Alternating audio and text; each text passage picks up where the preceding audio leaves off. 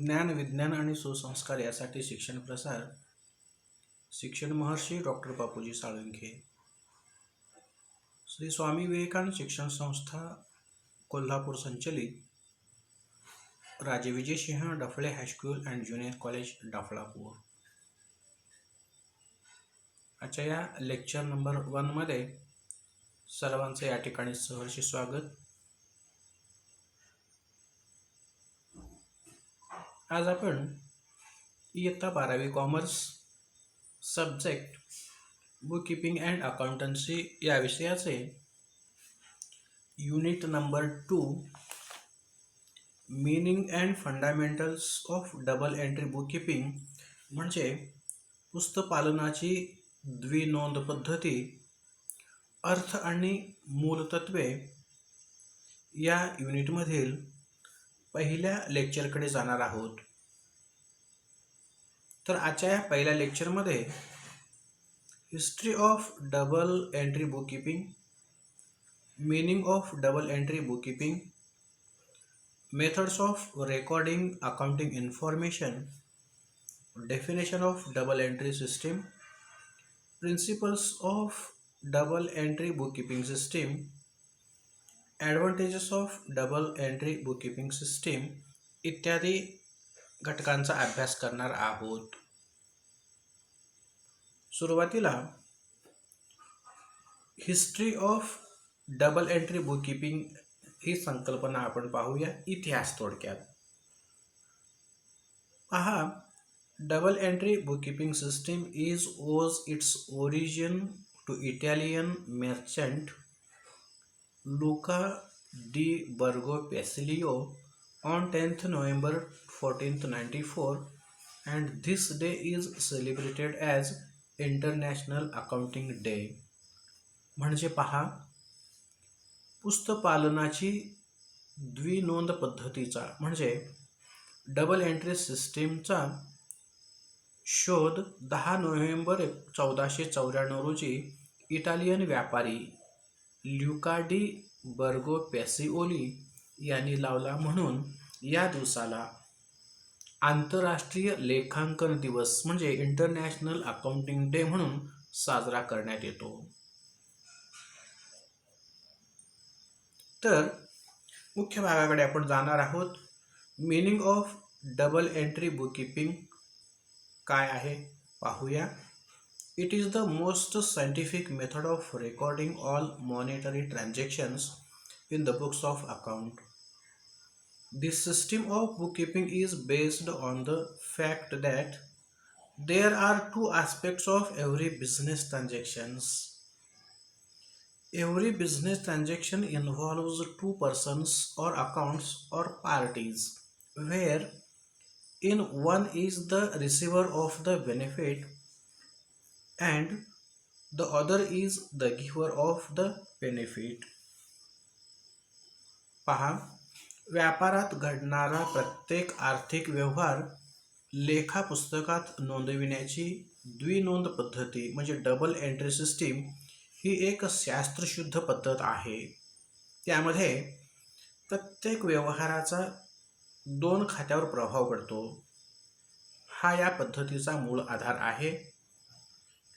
प्रत्येक व्यापारी व्यवहारात 2 पक्ष प्रभावित होतात म्हणजे 2 पार्टीज.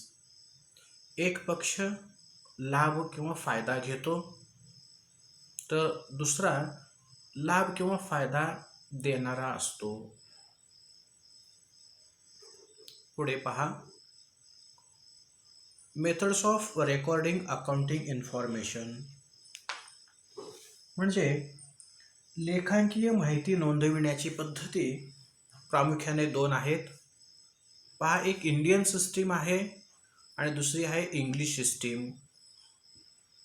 तर इंग्लिश सिस्टीममध्ये पुन्हा 2 प्रकार येतात, single entry system, double entry system.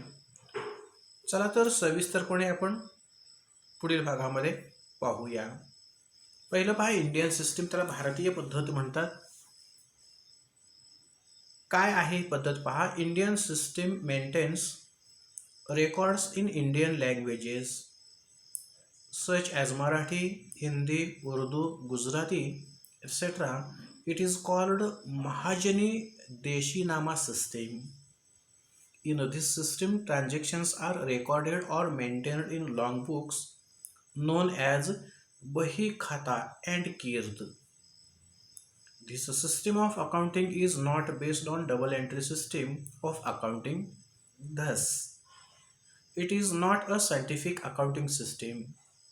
Even today, this system is used in India for small business organization.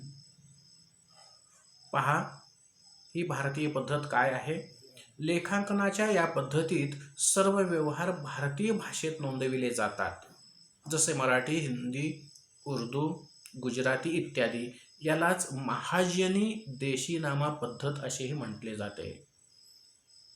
व्यवसायात घडलेले व्यवहार भारतीय पद्धतीनुसार ज्या पुस्तकात नोंदविले जातात त्या पुस्तकाला वही खाते किंवा कीर्द असे म्हणतात.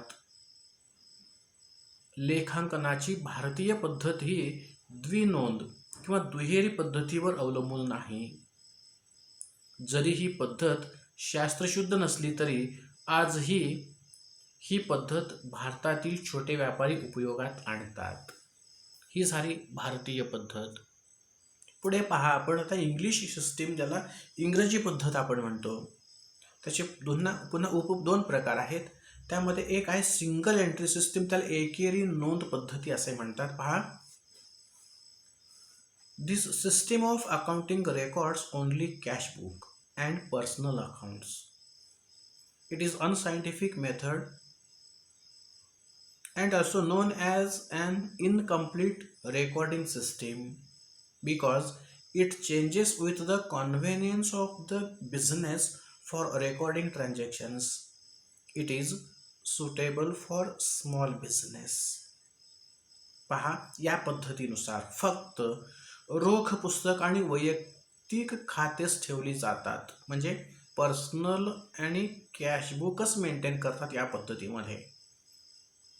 एक नोंद पद्धती म्हणजे सिंगल एंट्री सिस्टीम ही अशास्त्रीय पद्धत असून तिला हिशोबाची अपूर्ण पद्धत असेही म्हटले जाते. कारण व्यापारी आपल्या सोयीप्रमाणे या पद्धतीत बदल करीत असतो. ही जी पद्धत आहे आजही छोट्या व्यवसायामध्ये उपयोगात आणतात. त्यामध्ये दुसरी जी पद्धत आहे डबल एंट्री सिस्टीम. पहा, दुहेरी नोंद पद्धती. यामध्ये double entry system is the most scientific method of recording all business transactions in the books of accounts. Under this system double or two effects of each transaction is recorded. According to double entry bookkeeping system, one amount is to be debited and another is to be credited with equal amount. फार महत्त्वाचे आहे बघा, आज जी प्रचलित पद्धत आहे ती. ते पहा, पुस्तपालनाची म्हणजे बुककीपिंगची डबल एंट्री सिस्टीम म्हणजे दुहेरी किंवा द्विनोंद पद्धती ही व्यावसायिक व्यवहार लेखापुस्तकात नोंदविण्याची शास्त्रीय पद्धत आहे. इट इज मोस्ट सायंटिफिक आहे. या पद्धतीत प्रत्येक घडलेल्या आर्थिक व्यवहाराने दोन लेखे प्रभावित होतात. म्हणजे टू अकाउंट्स, टू ॲस्पेक्ट्स असतात. दुहेरी नोंद म्हणजे डबल एंट्री सिस्टीमनुसार नोंद झाल्यानंतर एक खाते ज्या रकमेने नावे होत असेल म्हणजे डेबिट होत असेल तितक्याच रकमेने दुसरे अकाउंटमध्ये दुसरे खाते जमा करावे लागते, म्हणजेच क्रेडिट करावे लागते. या पद्धतीनुसार प्रत्येक व्यवहाराची नोंद दोन भिन्न खात्यावर केली जाते. म्हणजे एक डेबिट असेल तर दुसरे क्रेडिट. ज्यामुळे लिहिलेला जमा खर्च बरोबर आहे हे जमा खर्चाच्या पुस्तकावर सिद्ध करता येते. पहा, ह्या डबल एंट्री सिस्टीमची डेफिनेशन काय आहे. Every business transaction has two fold effect and that is affects two accounts in opposite directions and if a complete record is to be made of each such a transaction it would be necessary to debit one account and credit another account. It is this recording of two effect of every transaction that has given rise to the term double entry. J.R. Batliboi. पहा, J.R. बॉटली boy जे accounting तज्ज्ञ आहेत त्यांनी जी व्याख्या केलेली आहे, काय म्हणायचं त्यांना, प्रत्येक व्यापारी व्यवहाराचे दोन विरुद्ध बाजूवर प्रभाव करणारे परिणाम घडत असतात. अशा व्यवहारांच्या नोंदी करावयाच्या असल्यास त्या एका लेख्याच्या नावे बाजूवर म्हणजे एका अकाउंटच्या डेबिट बाजूवर आणि दुसऱ्या लेख्याच्या जमा बाजूवर म्हणजे दुसऱ्या अकाउंटच्या क्रेडिट बाजूवर करणे आवश्यक असते.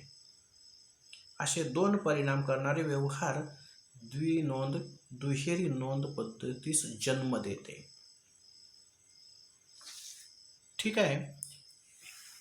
याच्यानंतर बघा, principles of double entry book keeping system म्हणजे दुहेरी किंवा द्विनोंद पद्धतीची मूल तत्वे जी आहेत, नियम आपण म्हणूया. पहा, in every business transaction there must be minimum two effects, that is debit and credit. म्हणजे प्रत्येक व्यापारी व्यवहाराचे कमीत कमी दोन खात्यावर परिणाम होतात, एक डेबिट तर दुसरा credit. Number two accounts means one of the receiver of the benefit and other is the giver of the benefit. म्हणजे दोन अकाउंटपैकी एक लाभ घेणारा आणि दुसरा लाभ देणारा असतो. म्हणजे दोघेही घेणारेच असतात किंवा दोन्ही देणारेच असतात असं नाही, घेणारा देणारा असतोच. नंबर 3, प्रभावित होणाऱ्या दोन खात्यांपैकी म्हणजे दोन अकाउंटपैकी एक अकाउंट डेबिट होते तर दुसरे अकाउंट क्रेडिट होते. Number 4, every debit has a equal and corresponding debit credit of the same amount. म्हणजे प्रत्येक खाते ज्या रकमेने नावे होते त्याच रकमेने खाते जमा होते. म्हणजेच डेबिट अँड क्रेडिट या दोन्ही खात्यावर समान रक्कम जमा होतात. पहा, याच्यानंतर advantages of double entry book keeping म्हणजे लेखांकन किंवा आपण असं म्हणू शकतो पुस्तक पालनाच्या द्विनोंद किंवा दुहेरी नोंद पद्धतीचे जे फायदे आहेत ते आपण पाहूया. 4 मुद्दे दिलेले आहेत. Number 1, complete record. Under this system all business transactions are recorded. This method is scientific and records both the aspects of each transactions. म्हणजे या पद्धतीमध्ये सर्व व्यापारी व्यवहारांची नोंद होते. ही शास्त्रीय पद्धत असून त्यामध्ये प्रत्येक व्यवहारांची दोनही परिणामांची नोंद केली जाते. हा एक फायदा आहे. Number 2, accuracy. त्याला आपण अचूकता म्हणू शकतो. In this system, both aspects are recorded in the books of accounts, so it gives complete accuracy in accounting work. It also checks arithmetically accuracy. म्हणजे या पद्धतीनुसार लेखा पुस्तकात दोनही पक्षांची नोंद केली जाते, म्हणजे डेबिट आणि क्रेडिट.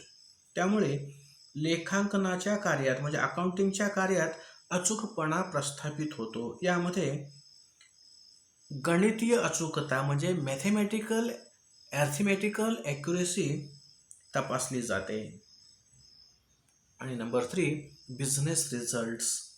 त्यातून व्यावसायिक निष्पत्ती होत असते काहीतरी. बघा, all expenses, losses, income, gains, liabilities, assets, debtors and creditors, all these transactions are recorded. Therefore it helps to find out accurate business results of particular accounting period. याचा अर्थ सर्व expenses, losses, income, gain, assets, liabilities, debtors आणि creditors यांच्याशी संबंधित सर्व व्यवहार नोंदविले जातात. यामध्ये याच्याच आधारे व्यावसायिकाला एका विशिष्ट कालावधीत व्यवसायाची अचूक आर्थिक स्थिती जाणून घेता येते. सांपत्तिक स्थिती असू दे, नफा तोटा, ह्या सगळ्या गोष्टी त्या डबल एंट्रीमुळे समजणार आहेत. आणि लास्ट आहे नंबर 4, कॉमन ॲक्सेप्टन्स.